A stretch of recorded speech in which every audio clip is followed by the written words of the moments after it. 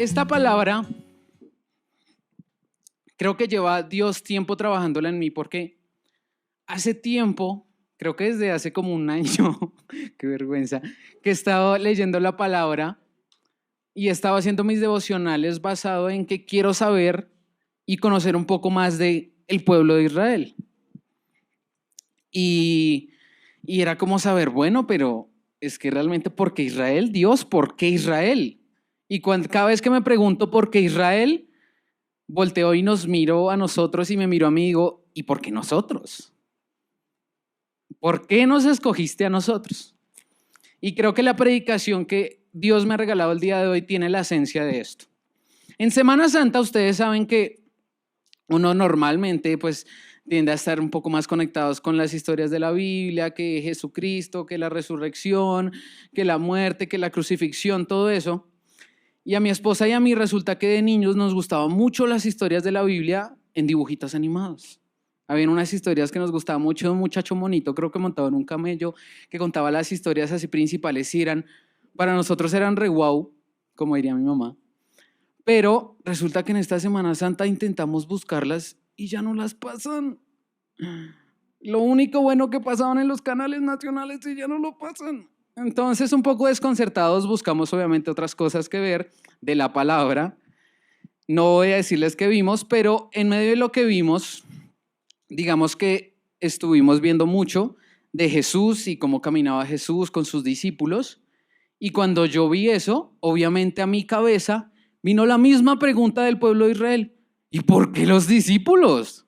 ¿Por qué escogió esos discípulos Jesucristo? Si uno se pone a hacer un análisis de los discípulos, habían pescadores, había uno que era un recaudador de impuestos, que si uno se pone a leer un poquito la palabra dice que los judíos le tenían ahí porque es que les cobraba los impuestos a su propio pueblo. Entonces, por ahí había otro que era un celote, y un celote es un judío pero nacionalista, o sea, un revolucionario en contra del gobierno romano, pero no de una forma bonita, sino de una forma anárquica, fuerte. Y a ese lo escogió Jesús.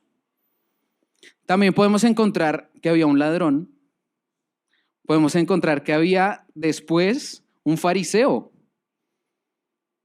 Y uno se pone a preguntar, ¿y por qué Jesús los escogió a ellos? O sea, ¿había algo especial en ellos? ¿O por qué?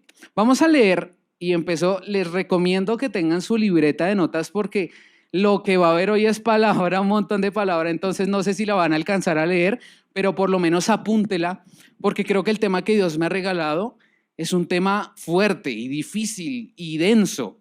Entonces, por favor, concentrados y pendientes de la palabra. Vamos a leer el primer versículo, que es Marcos 3, del 13 al 15, hablando de esta selección que hizo Jesús. Y dice, después subió al monte y llamó así a los que él quiso y vinieron a él. Y estableció a 12 para que estuviesen con él y para enviarlos a predicar y que tuviesen autoridad para sanar enfermedades y para echar fuera demonios. Y si ustedes se fijan al inicio de este versículo que dice, que Jesús escogió a los que él quiso. O sea, basados en este versículo podríamos decir que posiblemente no era que fueran algo especial. No es que era el pescador maravilloso que eso se montaba en su barca y quién sabe. No, nada especial. De hecho, cuando uno ve la historia de cómo conoció a Simón y a la mayoría de los pescadores, es como los pobres ni siquiera pudieron pescar. O sea, pescadores que no cogían pescados y Jesús los escogió. Y después entonces vemos que Jesús los escogió porque él quiso. Ninguno por sus méritos ni por lo que eran. Era cuestión más bien de lo que serían al creer en él. Uf. Y si usted se pone a analizar a usted también es un discípulo de Jesús, ¿amén? Espero que todos hayan dicho amén porque somos discípulos de Jesús. Y por ahí va la cosa.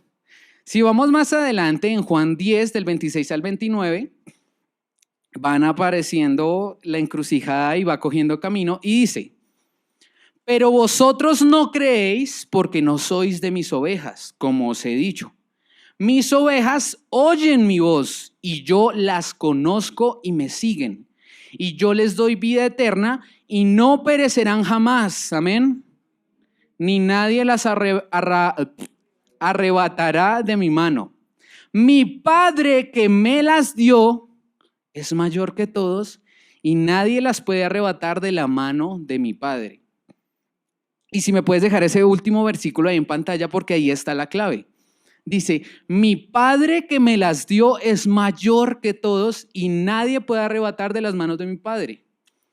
Aquí está diciendo Juan, contando la historia de Jesús, que el Padre se las dio a Jesús.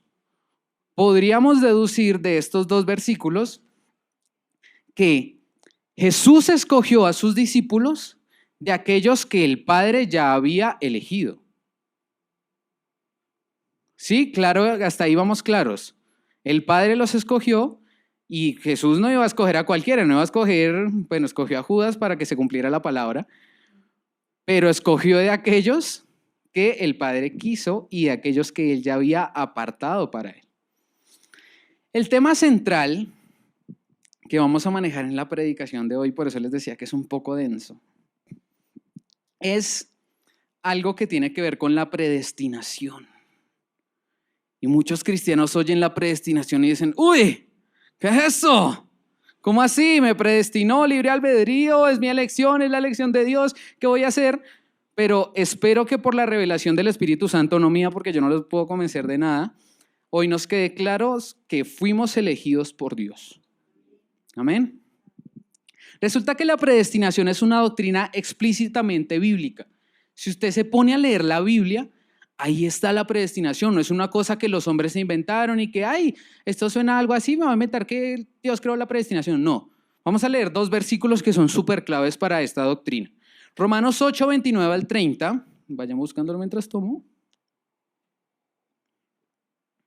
Dice así, porque a los que antes conoció, también los predestinó para que fuesen hechos conforme a la imagen de su Hijo, o sea, Jesús, para que Él sea el primogénito entre muchos hermanos, y a los que predestinó, a estos también llamó, y a los que llamó, a estos también justificó, y a los que justificó, a estos también glorificó. Ahí está todo el plan de Dios con nosotros. A los que predestinó, a esos también los llamó, y a los que llamó también los justificó por medio de Jesucristo. Y lo siguiente que es la glorificación. Otro versículo que nos habla de esto mismo está en Efesios 1, el 5 y el 11. Se los leo, dice, en amor, habiéndonos predestinado para ser adoptados hijos suyos por medio de Jesucristo, según el puro afecto de su voluntad. En él asimismo tuvimos herencia, habiendo sido predestinados conforme al propósito del que hace todas las cosas según el designio de su voluntad. Hoy, queridos hermanos de la congregación de Iglesia Cristiana Camino de Oración de Santidad y Santidad, tenemos que entender que Dios nos eligió. Si usted está aquí, esté en el punto, usted tiene que evaluar si usted va a creer realmente, y esto haría parte del plan de selección que hizo Dios, o si tal vez usted no hace parte de ese rebaño que desde antes de la fundación del mundo, Dios eligió. Pero esto se pone súper interesante, porque vamos a ver qué papel juega Dios en esto, qué papel juega Jesucristo en esto y qué papel jugamos nosotros en esto. ¿Ok? Entonces, respecto a esto de que fuimos escogidos, hay un montón de versículos. Y de verdad que si yo me ponía a leérselos el día de hoy, se me acaba el tiempo y no alcanzo a desarrollar el tema. Entonces les creo una diapositiva donde están citados todos los versículos. Si usted quiere después busca YouTube, toma una pausa, un pantallazo. Si no, también en el comentario fijado de YouTube se los dejé. Y si no, después me avisan y se los envío en un mensajito o algo. Pero ahí está. Si usted no cree que somos escogidos, lea la palabra para que crea que somos escogidos. Un montón de versículos ahí. Entonces, Hoy la verdadera intención que Dios ha puesto en mi corazón es que entendamos que hemos sido escogidos, y no solo escogidos, sino apartados para Él. Somos apartados para Él. Y aunque estamos en el mundo, no hacemos parte del mundo, porque fuimos apartados para el Padre y por el Padre. Es importante también aclarar que la doctrina de la predestinación ha sido revelada a nosotros por medio de la palabra. Amén. Lo acabamos de ver. Fue revelada por medio de la palabra. Pero hay cierta parte de esta que solo le pertenece a Dios. Ya si usted se pone a pensar, bueno, ¿y a quiénes eligió? Usted puede que se mate la cabeza. O sea, usted confía en lo que está en la palabra. Y esto pasa con muchas doctrinas y con muchas de las cosas. Dios nos las enseña por medio de la palabra, pero hay cosas como, por ejemplo, la gracia. Usted y yo creemos en la gracia, porque si no creemos en la gracia, pues no tendríamos salvación. Pero, ¿de dónde sale esa gracia de Dios? ¿Por qué la gracia? ¿Por qué la gracia con nosotros? Es una de esas cosas que Dios sabe. Asimismo, podemos pensar que hay detalles de esta doctrina de predestinación que están ocultas en el Padre. ¿Ok? Eso se los digo basados en el texto de Romanos 11, 33 al 36, que dice: oh profundidad de las riquezas de la sabiduría y de la ciencia de Dios. Cuán insondables son sus juicios e inescrutables sus caminos. Porque ¿quién entendió la mente del Señor? ¿O quién fue su consejero? ¿O quién le dio a él primero para que le fuese recompensado? Porque de él y por él y para él son todas las cosas. A él sea la gloria por los siglos. Amén. A él le pertenecen todas las cosas que nos han sido reveladas y las cosas que no nos han sido reveladas. Y de este texto tan maravilloso y tan complicado y que nos hace darle Dios, eso es lo tuyo, también sale el título de la predicación de hoy. No crean que se me había olvidado, no, es que en este momento se los acabo de leer. Y el título dice: de Él, por Él y para Él. Aquí está muy claro: de Él, por Él y para Él, así como acabamos de leer en la palabra. Entonces, ahora sí entrando en el tema. Esto se pone bueno, en serio que sí. El primer punto no podría ser otro que de Él. De Él. Y vamos a ver de Él.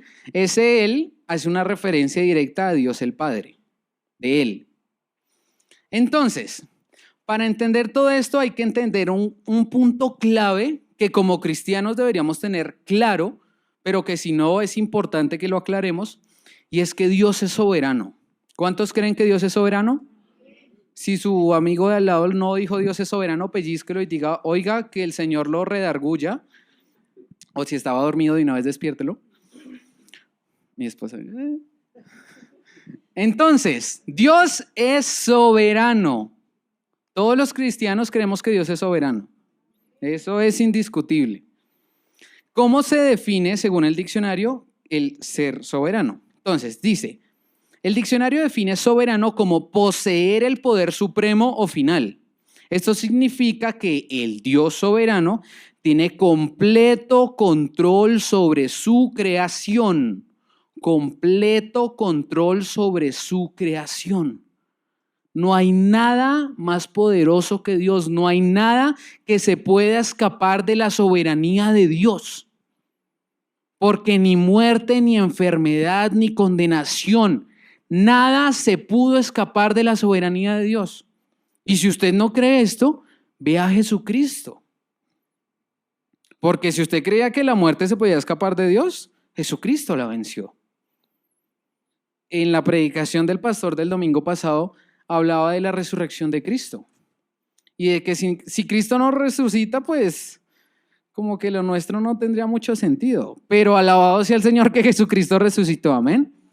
Entonces, es importante aclarar primeramente que Dios el Padre quiere que todos los hombres sean salvos. Porque muchas veces podemos pensar que como Él eligió, no quiere que todos sean salvos. Pero Dios el Padre quiere que todos sean salvos. ¿Esto con qué fundamento se los digo? Vamos, les dije que iba a haber mucha palabra, así que yo no quiero decir cosas en mi propia sabiduría, sino fundamentado en la palabra. Dice, Primera de Timoteo 2 del 3 al 5. Porque esto es bueno y agradable delante de Dios nuestro Salvador. Está hablando de Dios, el cual quiere que todos los hombres sean salvos y vengan al conocimiento de la verdad, porque hay un solo Dios y un solo mediador entre Dios y los hombres, Jesucristo, hombre. Dios quiere que todos sean salvos.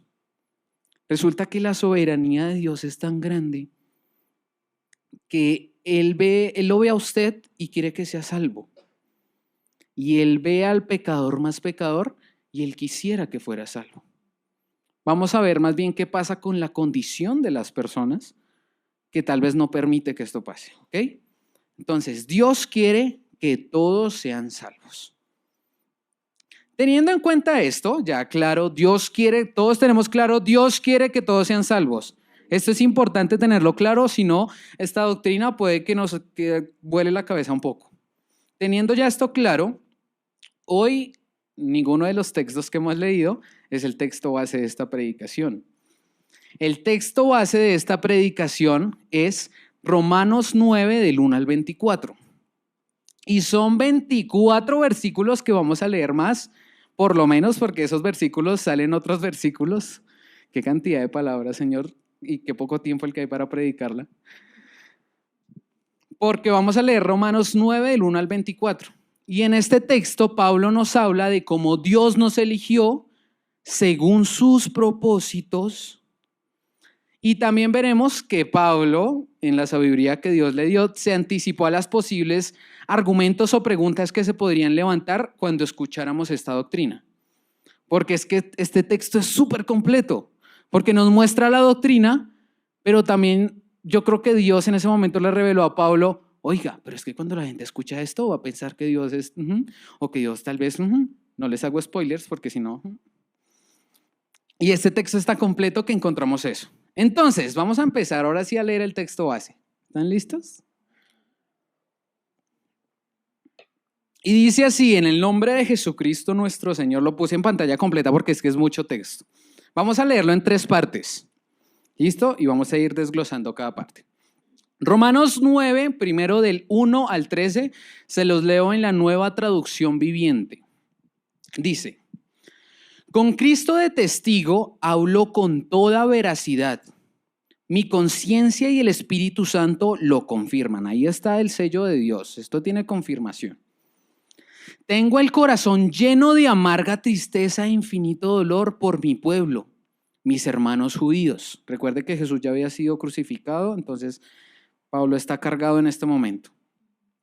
Yo, hablando Pablo, estaría dispuesto a vivir bajo maldición para siempre, separado de Cristo, si eso pudiera salvarlos al pueblo judío. Ellos son el pueblo de Israel, elegidos para ser los hijos adoptivos de Dios. Él les reveló su gloria, hizo pactos con ellos y les entregó su ley. Les dio el privilegio de adorarlo y de recibir sus promesas maravillosas. Abraham, Isaac y Jacob son los antepasados de los israelitas y Cristo mismo era israelita en cuanto a su naturaleza humana. Y Él es Dios, el que reina sobre todas las cosas y es digno de eterna alabanza. Amén. Ahora bien, ¿acaso Dios no cumplió su promesa a Israel? No, porque no todos los que nacen en la nación de Israel son en verdad miembros del pueblo de Dios. Ser descendientes de Abraham no los hace verdaderos hijos de Abraham, pues las escrituras dicen, Isaac es el hijo mediante el cual procederán tus descendientes. Isaac, solo Isaac. Aunque Abraham también tuvo otros hijos. Eso significa que no todos los descendientes naturales de Abraham son necesariamente hijos de Dios. Solo los hijos de la promesa, alabado sea el Señor por esto, son considerados hijos de Abraham. Pues Dios había prometido: volveré dentro de 1 año y Sara tendrá un hijo.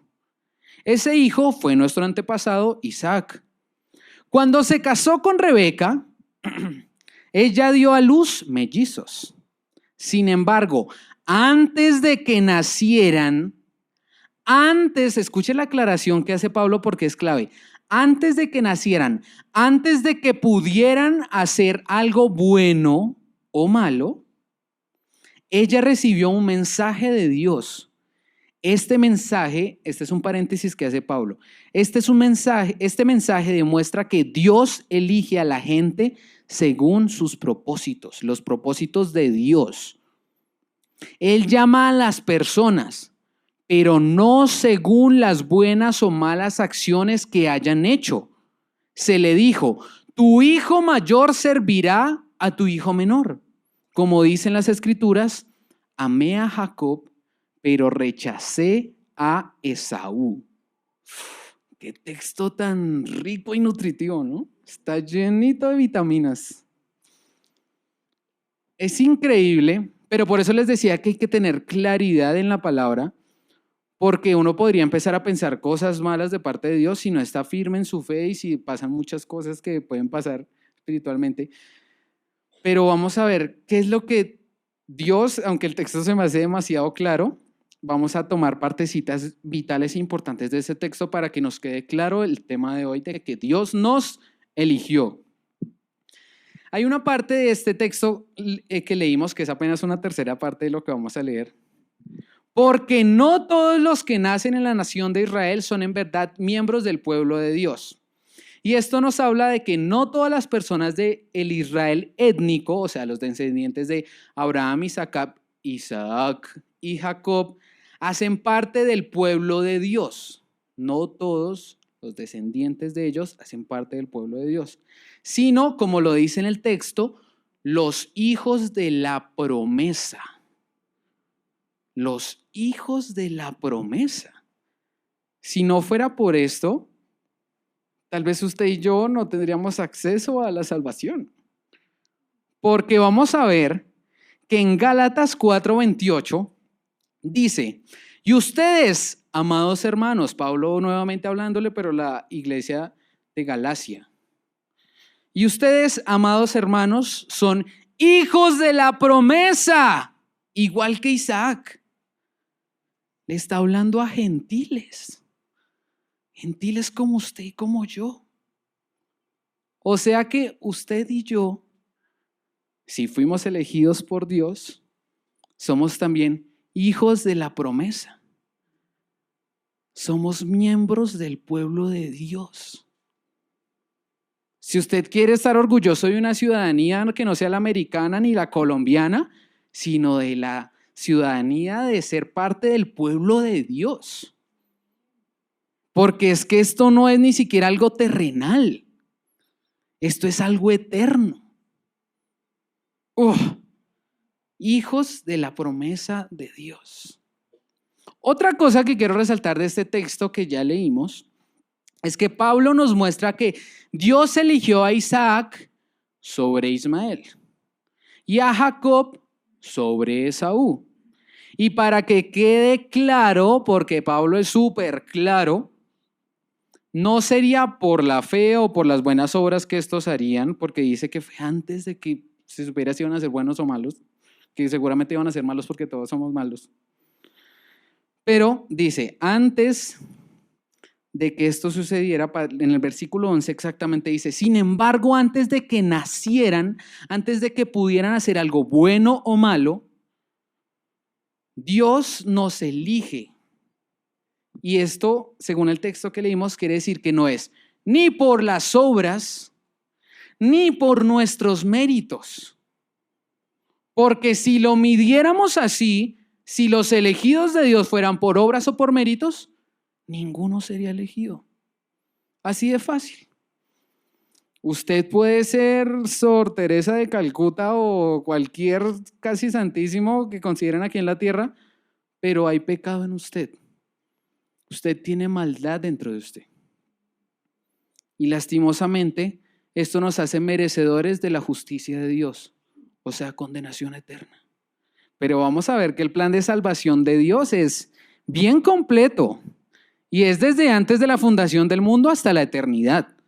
Usted, si es salvo, ya está viviendo en la salvación de Jesucristo. No quiere decir que cuando se muera y ya, ay sí, ahora sí. No, desde ya usted está viviendo en ese plan que Dios tenía para usted.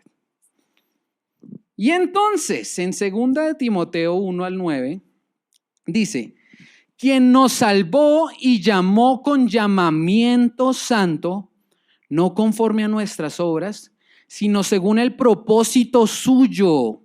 Esto es clave, según el propósito suyo, el propósito de Dios. Y el ingrediente esencial, la gracia que nos fue dada en Cristo.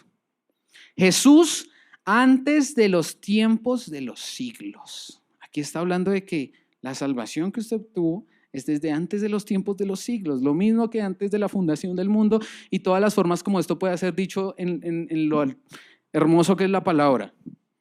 Usted fue elegido y no por sus obras. Resulta, y esto tal vez hago ahí una pequeña mella, usted tiene que hacer buenas obras, pero esas buenas obras no van a ser ni siquiera producto de usted, sino producto de lo que Dios ha hecho en usted, producto de caminar con Dios. Muéstrame tu fe por tus obras. Usted no puede decir que ama a Dios y mostrar obras opuestas a esto. Eso no se puede. Eso no es veraz. Usted no puede decir amo a Dios y en el más mínimo detalle fallarle, porque esto no es congruente, porque esto no va lo uno con lo otro. Muéstrame tu fe por tus obras. Entonces, Dios nos elige clarísimo según sus propósitos. Y si en este punto usted tal vez por su cabeza está pensando, oiga, pero es que no se le hace que Dios es como injusto. Porque puede que haya uno que otro que piense esto. Pero es que ¿por qué escogió a Jacob encima de Esaú?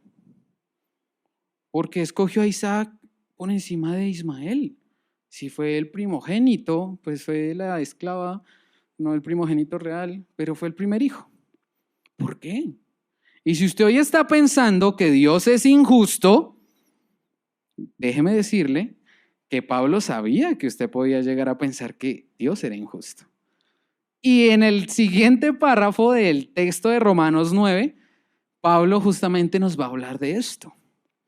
Entonces, continuemos leyendo las Escrituras. Romanos 9, del 14 al 18, ahora vamos a leer la siguiente parte. ¿Estamos diciendo entonces que Dios fue injusto? Esto lo escribió Pablo hace muchos años por la revelación del Espíritu Santo porque sabía que somos así y que íbamos posiblemente a pensar que Dios era injusto. Pero aquí está su contrarrespuesta que, escuche esto. Por supuesto que no. Discúlpeme que les grite, pero es que ¿cómo usted se le atreve a pensar que Jesucristo, que Dios es injusto? Esto es imposible. En lo que es Dios, Dios no puede ser injusto. Por supuesto que no, dice Pablo. Pues Dios le dijo a Moisés, tendré misericordia de quien yo quiera y mostraré compasión con quien yo quiera. Es Dios, es soberano. Tiene toda la autoridad de decir esto. Por lo tanto, es Dios quien decide tener misericordia. No depende de nuestro deseo ni de nuestro esfuerzo, pues las Escrituras cuentan que Dios le dijo al faraón en una historia que todos conocemos, te he designado con el propósito específico de exhibir mi poder en ti y dar a conocer mi fama por toda la tierra. Así que, como ven, Dios decide tener misericordia de algunos y también decide endurecer el corazón de otros para que se nieguen a escuchar. Tremendo. Tremendo lo que acabamos de leer, que no sé por qué el versículo sigue ahí, si fue que me falta una parte, pero creo que esa es la parte que sigue. Sí, señores. Entonces, tremendo. Todos conocemos esta parte de la historia del pueblo de Israel cuando están esclavizados por el pueblo de Egipto, el faraón no los quiere dejar ir. Y a mí siempre me causó curiosidad esa parte que decía, en varias ocasiones, y Dios endureció, ¿qué me pasa hoy? El corazón del faraón. Desde el inicio de la historia, porque esto pasa en Éxodo si no estoy mal, ya vemos la soberanía de Dios. Ya vemos que Dios, en su soberanía, decidió tener compasión de unos y decidió usar la posición del faraón, porque déjeme decirle que el faraón no era una joyita. Usted lea la historia y se va a dar cuenta de quién era el faraón. Dios simplemente decidió usar esto para su gloria, para que la gloria que le dieran a él fuera mayor, porque perfectamente Dios en su poder, en la primera vez el pueblo de Israel libre, váyanse. Pero ¿cuán mayor es la gloria que le damos hoy a Dios? Porque endureció el corazón del faraón. Porque el pueblo de Israel y nosotros también por medio de la palabra pudimos ver el poder de nuestro Dios. El Dios que es capaz de proteger ante una tempestad. No sé si se acuerdan cuando estaban muriendo los primogénitos y al pueblo de Israel no le pasó nada.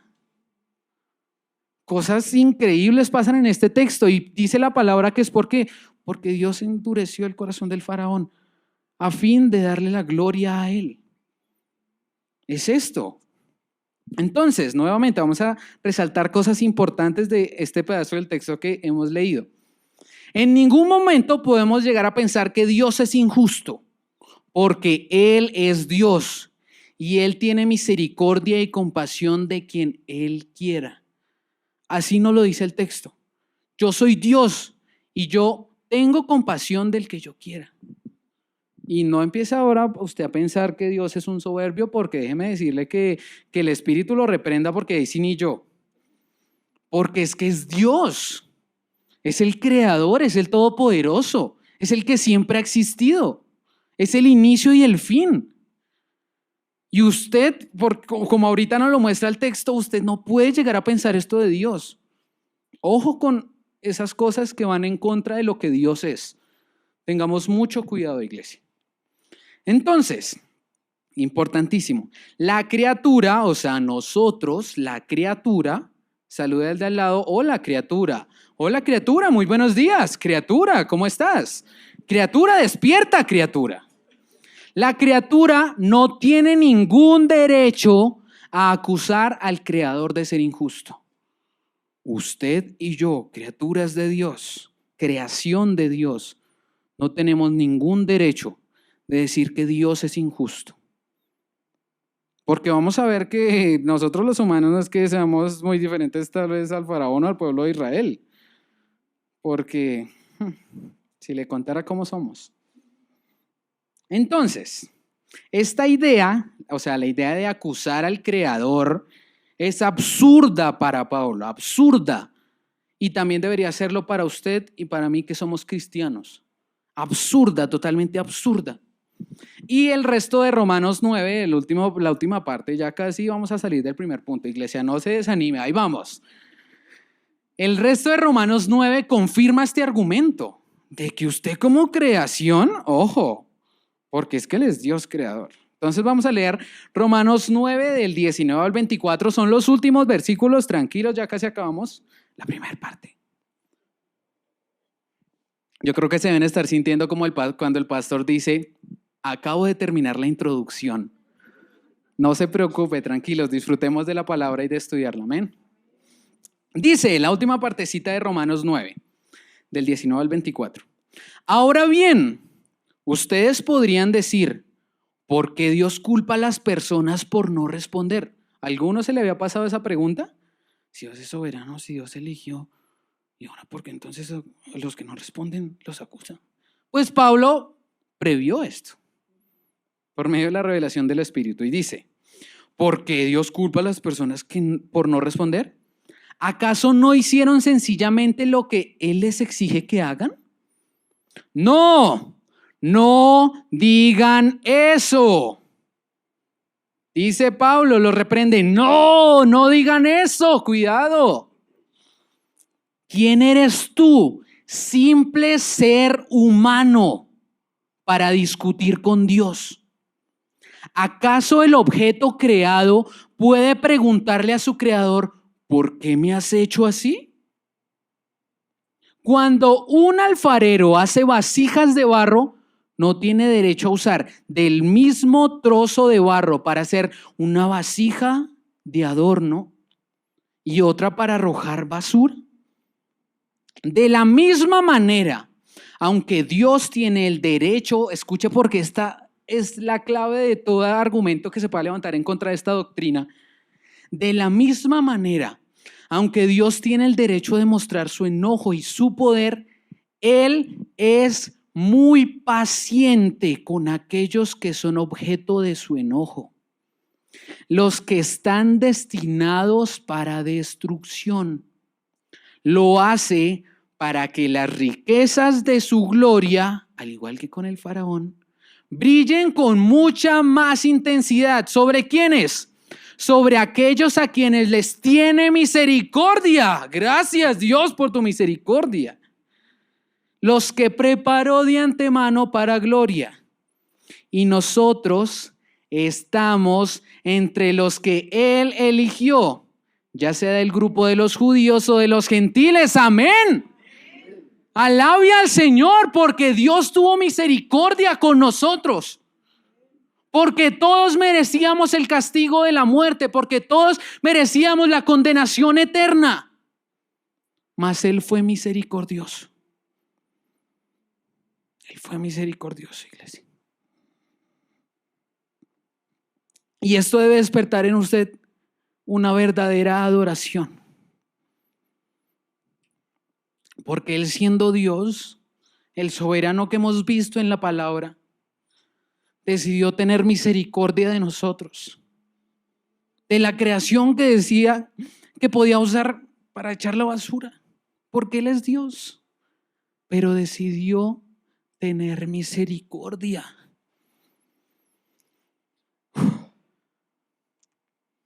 Me encanta cómo termina este texto, porque dice, y nosotros estamos entre los que Él eligió. Somos los elegidos de Él. A usted no lo escogió el pastor que un día predicó y dijo, oiga, ¿por qué no se empieza a congregar? A usted no lo escogió la persona que le predicó. A usted no lo escogió su líder que tanta insistencia ha tenido con usted y oración. A usted no lo escogió Él. A usted lo escogió el Dios soberano que está en el cielo, el Todopoderoso. Y si esto para usted no es revelación y no cambia tal vez las cosas que Dios y Jesucristo quiere que cambie, créame que no sé qué lo va a hacer. Porque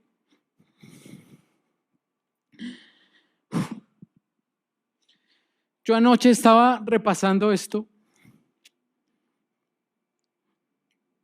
y fue tan grande para mí el ver el amor de Dios, el ver el plan tan perfecto que Dios tiene para ustedes, el ver que Él los eligió. Es imposible no darle la gloria. Es imposible no saber que Él es un Dios de amor, que es un Dios lleno de gracia, que es un Dios que no justifica el pecado, porque eso no es Dios. Pero más bien que sabiendo cómo éramos, decidió tener misericordia de nosotros. Porque justo ni aun uno, porque todos merecíamos el castigo. Y Él en su soberana misericordia, en su soberana gracia, nos escogió. ¡Wow! Este es el asunto, este es el asunto principal y este es el cierre del primer punto. Dios nos eligió. Dios el Padre, Dios el Creador, Dios el Todopoderoso nos eligió a usted y a mí. Pero ahora vamos a ver, ¿recuerdan el título de la prédica? En orden, de Él, por Él y para Él. Acabamos de ver el de Él. Somos de Él, escogidos de Él. Vamos a ver el por Él. ¿A quién creen que hace referencia este por Él? A Cristo. Porque es que no hay otra manera de llegar al Padre. Y es que el plan de salvación de Dios es tan maravilloso que no era Dios por su parte y Jesucristo por su parte, sino que todos hacen parte del mismo equipo. Ese equipo que se llama la Trinidad. Entonces, por Él, por medio de Jesucristo, les prometo que este punto va a ser más corto porque tenemos que salir a clases y a todo lo que hay. Entonces dice,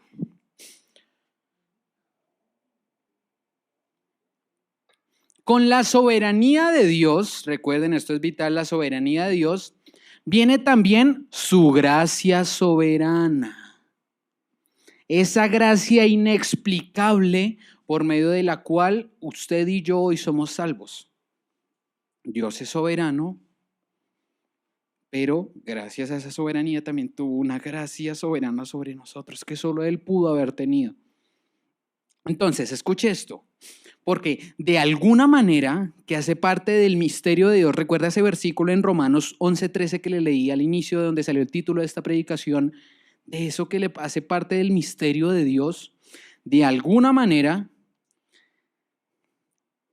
en el misterio de Dios, el que le pertenece solo a Dios, recuerden, la predestinación va de la mano con el hecho de que una persona sea atraída por Dios y crea para salvación.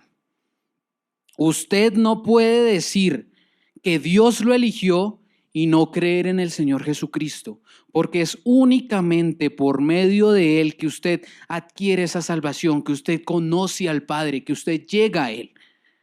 Es imposible. Si usted ve una persona que dice, uy, es que Dios y yo sé que Él me eligió, yo soy team Dios, pero yo no soy team Jesucristo. No, Jesucristo no, yo no creo en Jesucristo. ¿El Hijo de Dios? ¿En serio Él? ¿El Mesías? Aquí sigo esperándolo. ¡Ojo! Esto no es congruente con lo que nos enseña la palabra. Entonces, de alguna manera, en el misterio de Dios, la predestinación va de la mano con el hecho de ser atraídos por Jesús. Dios predestina a quién será salvo, ¿cierto? Ya vimos eso en el primer punto. Dios predestina a quién será salvo. Y nosotros, ojo, porque aquí empieza cuál es nuestro papel en todo esto, no es solo ser elegidos. Porque dice, y nosotros debemos elegir a Cristo para ser salvos. Ambos hechos, el que Dios nos predestinó para ser salvos y el que nosotros debemos elegir a Cristo para ser salvos, son igualmente ciertos. Y si usted está diciendo, Mateo, deje de decir bestialidades, lea la palabra. Yo le estoy tratando de dar todos los textos citados porque yo no quería, y ese era un poco el temor, y el pastor y mi esposa y mi suegra saben que tenía un poco de temor porque no quería pararme a predicar la palabra de Dios y decir cosas que no son. Porque si hay algo que respeto es la palabra de Dios. En Juan 6:44 dice, ninguno puede venir a mí, acuérdese, son palabras de Jesús por medio del discípulo Juan. Ninguno puede venir a mí si el Padre que me envió no le trajere, y yo le resucitaré en el día postrero. Ninguno puede venir a mí si el Padre que me envió no le trajere. Ninguno puede llegar a Cristo si Dios no lo predestinó para que llegara a Cristo, para que fuera salvo. Ninguno. No podemos ahora tampoco, por el otro lado, creer solo en Jesucristo y no creer en Dios, porque es que eso sí, usted ponga como una persona que cree en Jesucristo no va a creer en Dios, y es que Dios es un reflejo de Él. Si es que Dios todo el tiempo vino en forma de Cristo y dijo, yo vengo a cumplir la voluntad del Padre. Todo el tiempo. Así que ahora los que creen solo en Jesús, déjenme decirles ¿qué onda? Esto como que no tiene sentido, la palabra. No va lo uno con lo otro. Así que, escuche esto. La elección es responsabilidad de Dios.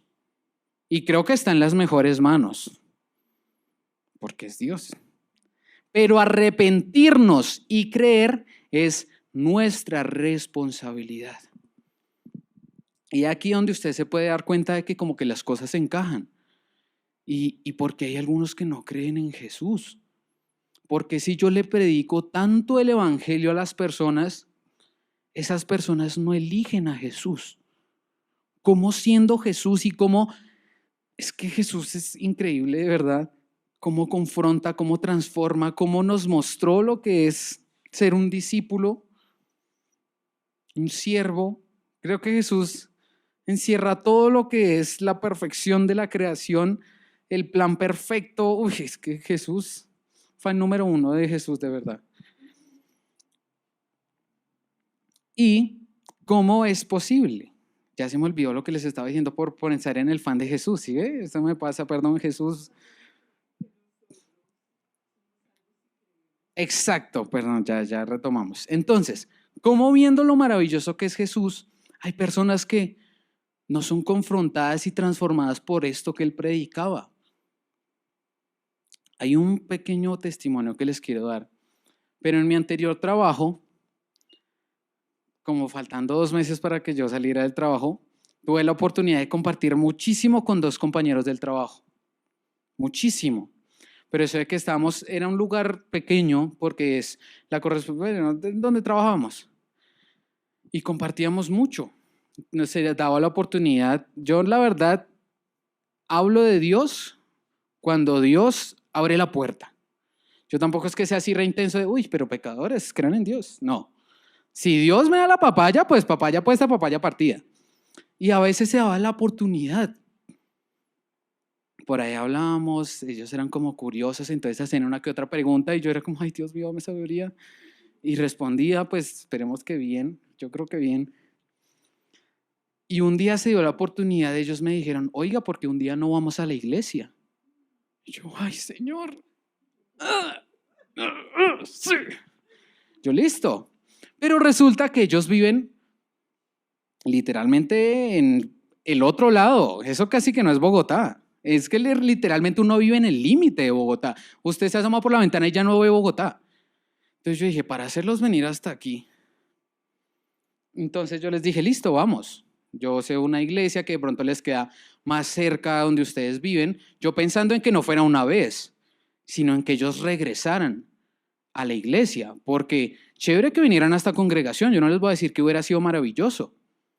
Pero es que la iglesia es solo una. Y para mí con que estén sembrados y hagan parte de la iglesia, eso es ganancia. Ok, entonces, se dio la oportunidad. No, vamos a la iglesia. Yo, uy, sea mi esposa emocionada también. Uy, van a la iglesia. Nos fuimos. La iglesia, el servicio. Uf, todo chévere, todo bien. Salimos, hablamos. Ay, ¿qué tal? Uy, no, los dos. Bien, muy chévere. Uy, sí, bien, Pum, pasaron los días.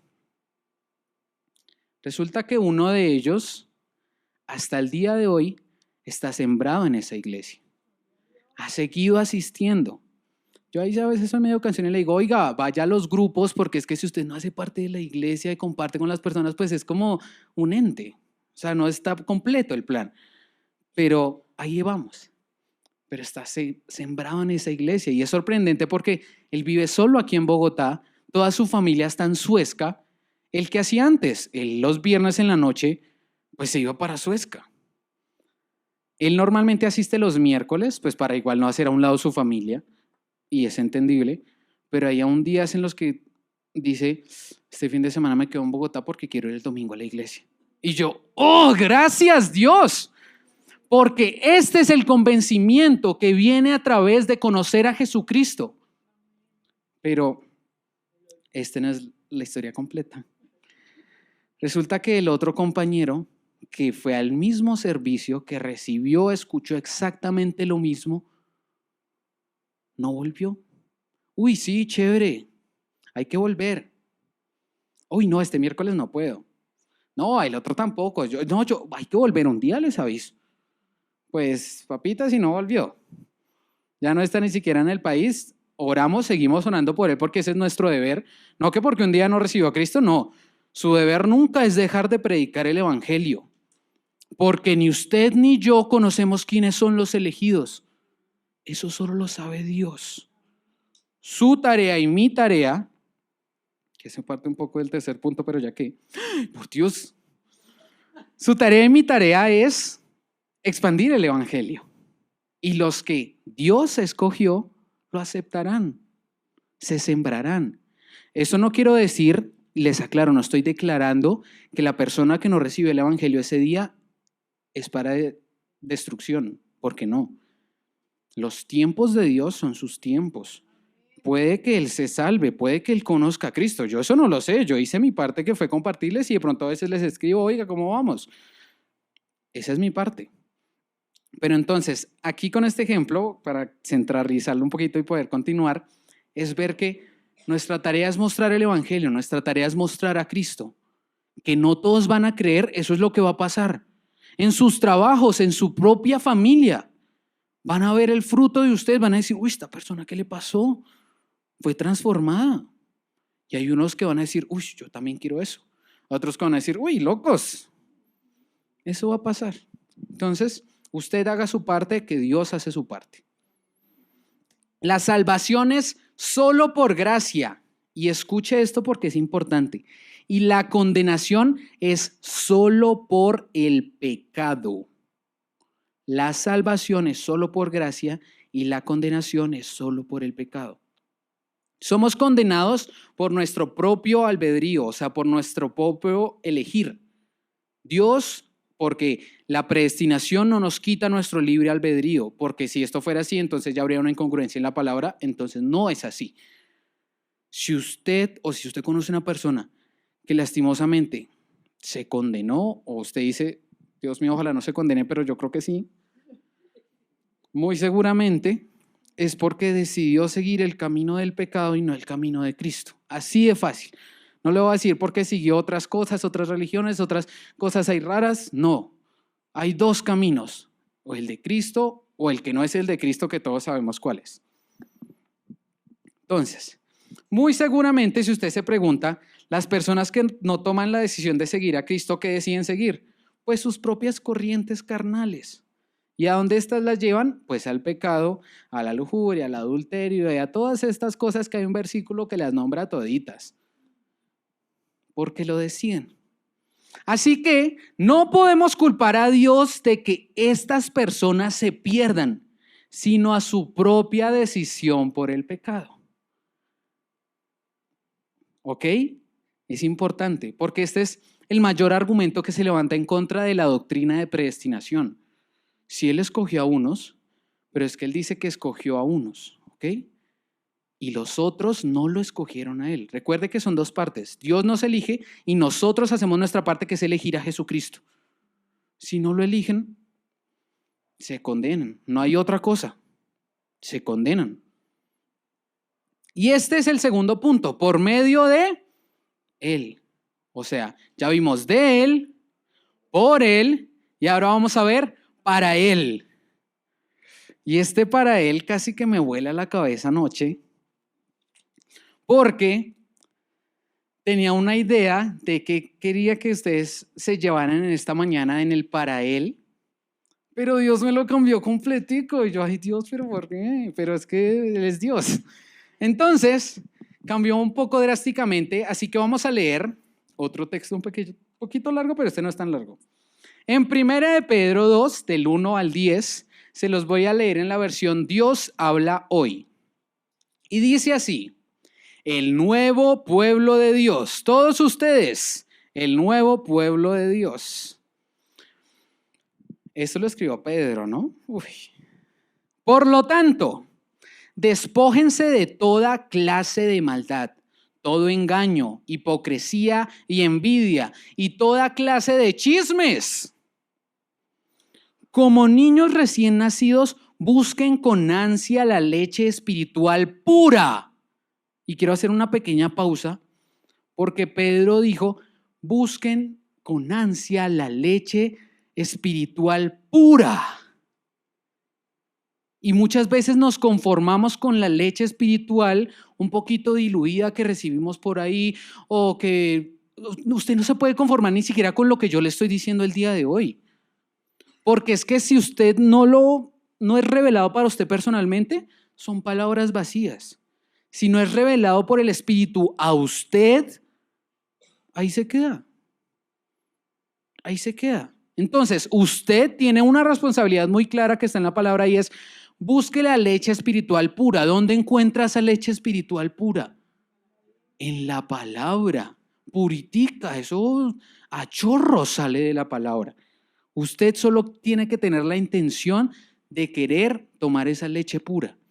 Y necesita del Espíritu, sí o sí, porque si no se queda en palabras. ¿Ok? Sigamos con el texto. Para que por medio de ella crezcan y tengan salvación, ya que han gustado la bondad del Señor. Amén. Gracias, Señor. Acérquense pues al Señor, la piedra viva que los hombres desecharon, Jesucristo, pero que para Dios es una piedra escogida y de mucho valor. De esta manera Dios hará de ustedes como de piedras vivas. Y esto se me hace también maravilloso, porque habla de la piedra viva que es Jesucristo y luego los dice a ustedes también que van a ser piedras vivas. Usted tiene que ser un reflejo de Jesucristo. ¡Oh! ¿Para qué? Para que sea un reflejo de Jesucristo. Con que usted solo se lleve eso el día de hoy, créame que es ganancia. Si se lo lleva todo, pues mejor, pero si no, sea un reflejo de Jesucristo. Continuamos. Piedras vivas. Un templo espiritual, un sacerdocio santo que por medio de Jesucristo ofrezca sacrificios espirituales agradables a Dios. Por eso también dice la Escritura: yo pongo en Sión una piedra que es la piedra principal, Jesucristo nuestro Señor, escogida y muy valiosa, y el que confíe en ella no quedará defraudado. Si usted no quiere quedar defraudado, confíe en Jesucristo. No en ningún hombre, en Jesucristo únicamente. Para ustedes que creen, esa piedra es de mucho valor. ¿Cuántos creen? Amén. ¿Jesucristo es de mucho valor para ustedes? Amén. Para ustedes que creen, esa piedra es de mucho valor. Pero para los que no creen, se cumple lo que dice la Escritura. La piedra que los constructores despreciaron se ha convertido en la piedra principal. Y también esto otro. Escuche, ya casi llegamos al asunto de todos estos asuntos. Pues, principal. Y también esto otro, ahí vamos. Una roca, una piedra con la cual tropezarán. Hablando de aquellos que despreciaron esa piedra. Pues ellos tropiezan al no hacer caso del mensaje. Ese es su merecido. Esto confirma lo que acabamos de ver. Por no creer en Jesucristo, esa misma piedra los hará tropezar y ya sabemos lo que pasa. Y el versículo 9, que es el que quiero que usted se adueñe, porque ese es el para él de esta mañana. Pero ustedes son una familia escogida, un sacerdocio al servicio del Rey, una nación santa, un pueblo adquirido por Dios. Y esto es así para que anuncien las obras maravillosas de Dios, el cual los llamó a salir de la oscuridad para entrar en su luz maravillosa. Salimos de la oscuridad para entrar en su luz maravillosa. Ustedes antes ni siquiera eran pueblo. Ustedes antes ni siquiera eran pueblo. Pero ahora son pueblo de Dios. Antes Dios no les tenía compasión, pero ahora les tiene compasión. Ay, gracias, Señor. Este texto de verdad, anótelo. Si usted quiere anotar el para él, anote esto. Ustedes son una familia escogida. Ustedes son un sacerdocio y no solo se queda, ay, sí, usted es un sacerdocio. Mire lo que dice después, al servicio del rey. Usted es elegido, usted conoce a Jesucristo y no está al servicio del rey. Oh, no les voy a decir nada más. Una nación santa. Oh, santa, santidad. ¿Estamos en dónde? En camino de santidad. Y la santidad, créame que no es algo mágico. Hoy soy pecador, mañana Jesucristo, soy santo. ¿Qué lo puede hacer? Sí, pero él dice que es un proceso. Él dice que hasta que él no regrese, ese proceso no terminará. Pero entonces la santidad también es una de nuestras tareas. La santidad aplica en todo, en lo que vemos, en lo que oímos, en lo que decimos, en lo que hacemos. Santidad que aplica en todo. ¿Para qué? Para que sea santo, como Jesucristo fue santo. Usted no puede escudarse porque es lo que muchas veces usamos, perdónanos Dios, pero es que yo soy pecador, es que mi naturaleza es pecadora, entonces pues yo peco. Entonces usted no fue elegido por Dios. ¿Usted no fue comprado por precio carísimo de sangre por Jesucristo en la cruz? Usted no venga a decirme que es que entonces yo peco. No, sí, usted tiene una naturaleza pecaminosa, pero Cristo vino y lo cambió. Usted ya no es esclavo del pecado, usted es esclavo de Cristo. Se puso duro, pero es la palabra. Una nación santa y un pueblo adquirido por Dios. Y esto es así, y escuche esto último, para que anuncien las obras maravillosas de Dios. Cuando usted se encuentra con esta obra tan maravillosa, va a ser inevitable para usted anunciarlo, porque es maravilloso. Miren, este es un ejemplo un poco sacado de contexto, pero por algo Dios lo puso en mi corazón. Una vez yo fui a un lugar que se llama Historia de Amor y probé un tiramisú. ¡Uy, Señor! Vea, créame que cuando yo veo cualquier otro tiramisú, yo digo, uy, pero esto no se debe parecer al tiramisú de Historia de Amor. Porque es que esa cosa, yo creo que en el cielo hay tiramisús de Historia de Amor. Dios, perdóname. Pero si yo conocí ese sabor tan maravilloso del tiramisú de Historia de Amor, yo no tengo duda en hablar de él. Este tiramisú, pues está bien, pero es que el de Historia de Amor. ¿Cuán más grande es cuando usted ha visto las maravillas de Dios? Usted no puede callarlas, porque esa es su parte también en todo esto. Que más personas conozcan. No es solo por lo que decimos, es por lo que somos también, ¿no? No es un testimonio solo de palabra, es un testimonio de lo que somos.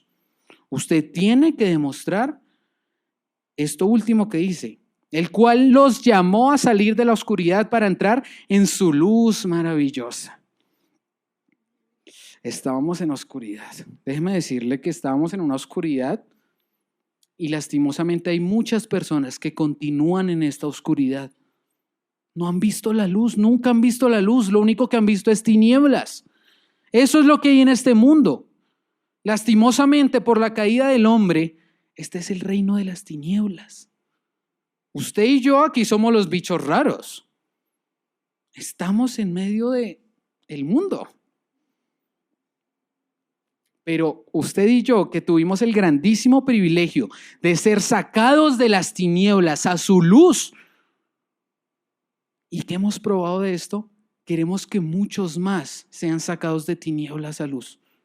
Así como Dios el Padre quiere que todos se salven, un elegido, un escogido de Dios, quisiera que todos se salven. Y hermano, esto es confrontante porque la palabra de Dios, ayer que lo hablábamos en el grupo de jóvenes, decía, ama a tu enemigo.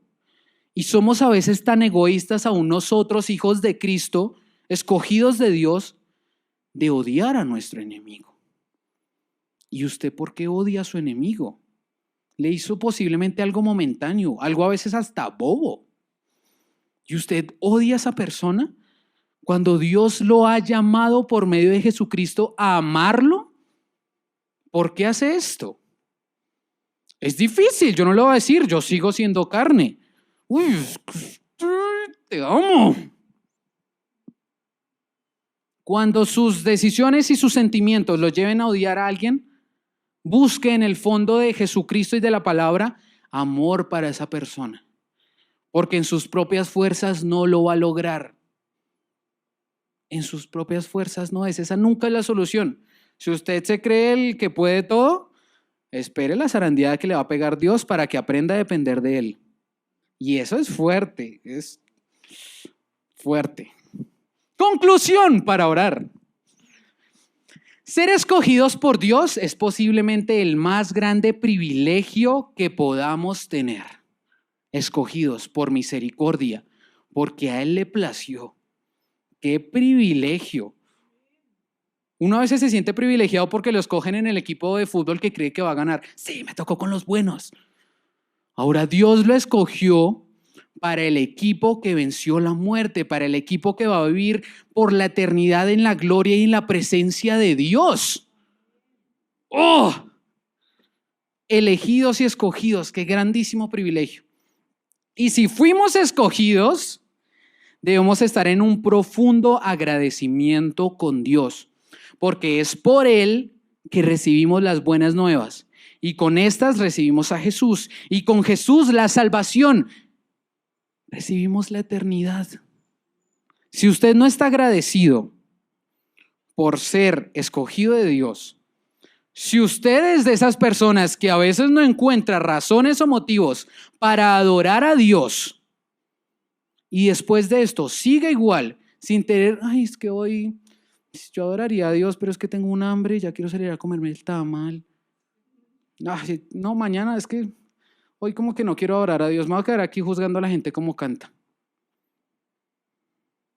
Ojo, si usted no encuentra razones para alabar a Dios después de saber que es escogido, de que ha sido llamado para su gloria, para su eternidad, usted no va a encontrar razones para adorar a Dios en ningún otro lado.